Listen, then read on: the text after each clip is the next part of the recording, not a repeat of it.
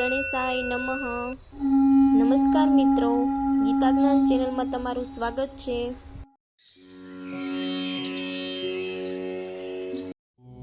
શ્રીમદ ભગવદ ગીતા અધ્યાય 5 કર્મ સંન્યાસ યોગ એટલે વૈરાગ્યનો યોગ. આ અધ્યાય કર્મ સંન્યાસ એટલે કર્મનો ત્યાગના માર્ગની તુલના કર્મયોગ એટલે ભક્તિયુક્ત કર્મના માર્ગ સાથે કરે છે.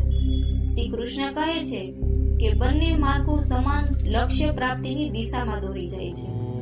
આમ છતાં કર્મોનો સંપૂર્ણ રીતે ત્યાગ ત્યાં સુધી થઈ શકતો નથી જ્યાં સુધી મન પૂર્ણતઃ શુદ્ધ ન હોય, અને મનનું શુદ્ધિકરણ ભક્તિયુક્ત કર્મ કરવાથી થાય છે.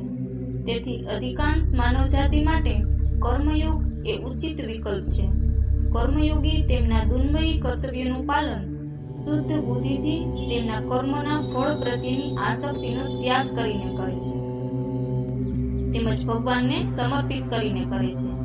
આમ તેઓ જેમ કમળપત્ર જે જળમાં તરતું હોય છે તે જળથી અલિપ્ત રહે છે, તેમ પાપથી બિન પ્રભાવી રહે છે. જ્ઞાનના પ્રકાશથી તેઓ અનુભૂતિ કરે છે કે આ શરીર નવ દ્વારયુક્ત નગર સમાન છે, જેમાં આત્મા નિવાસ કરે છે. તેથી તેઓ સ્વયંને ન તો પોતાના કર્મ કરતા ગણે છે કે ન તો તે ભોગતા ગણે છે. તેઓ સામ્ય દ્રષ્ટિથી સંપન્ન થઈને બ્રાહ્મણ, ગાય, હાથી અને શ્વાનનો આહાર કરનારને સમાન દ્રષ્ટિથી જોવે છે.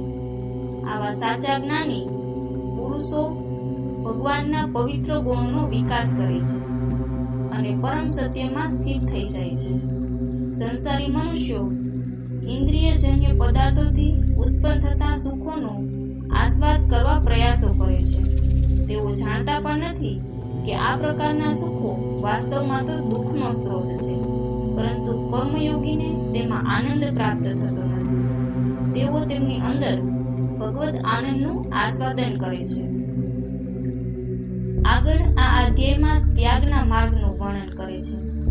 કર્મ સંન્યાસીઓ તેમની ઇન્દ્રિયો, મન અને બુદ્ધિને સંયમિત કરવા તપશ્ચર્યા કરે છે.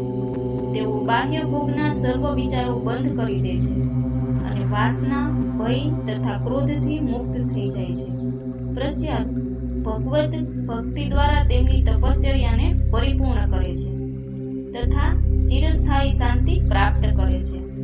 જય શ્રી કૃષ્ણ.